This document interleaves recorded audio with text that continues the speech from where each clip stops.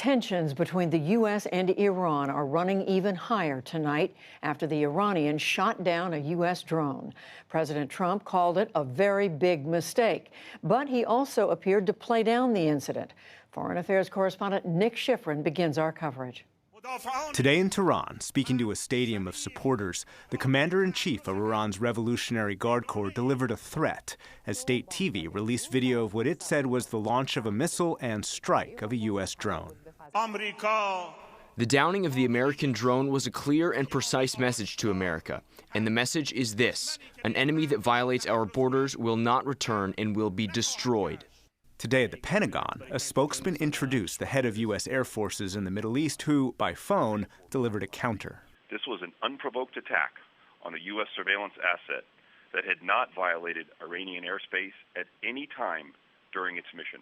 Both sides agree Iran shot down an RQ-4A drone whose wingspan is wider than a 737's.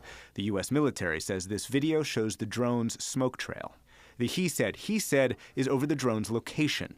The U.S. military released this Google map showing what it said was the SAM, or surface-to-air missile launch site, and UAV, or drone location, over international waters. Iranian Foreign Minister Javad Zarif tweeted what appeared to be a hand-drawn map and said the drone violated Iranian airspace and was shot down in Iranian territorial waters. I think probably Iran made a mistake. At the White House, during a meeting with Canadian Prime Minister Justin Trudeau, President Trump left open the possibility the strike was not ordered by Iran's senior leadership. I find it hard to believe it was intentional, if you want to know the truth. I think that it could have been somebody who was loose and stupid that did it. But regardless of who exactly ordered the attacks, the U.S. accuses Iran of escalating its resistance. Last week, 2 tankers in the Gulf of Oman, and last month, 4 tankers in a nearby port were attacked by what U.S. officials say were Iranian mines. That came after the U.S. accelerated the deployment of an aircraft carrier and sent bombers and an additional 2,500 troops. And the U.S. continues to sanction all Iran oil exports, threatening its ability to pay its own bills.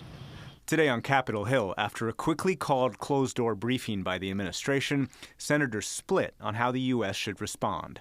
Trump ally, South Carolina Republican Lindsey Graham. So here's what Iran needs to get ready for: severe pain inside their country.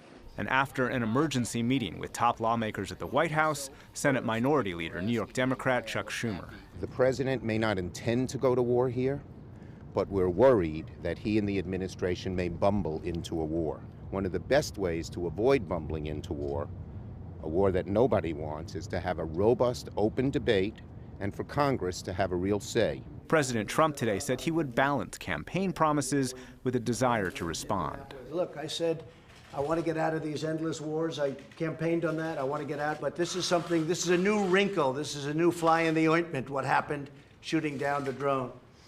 And this country will not stand for it. And that means the tension will increase and the cycle of confrontation will continue. For the PBS NewsHour, I'm Nick Schifrin. We'll discuss the implications of all of this right after the news summary.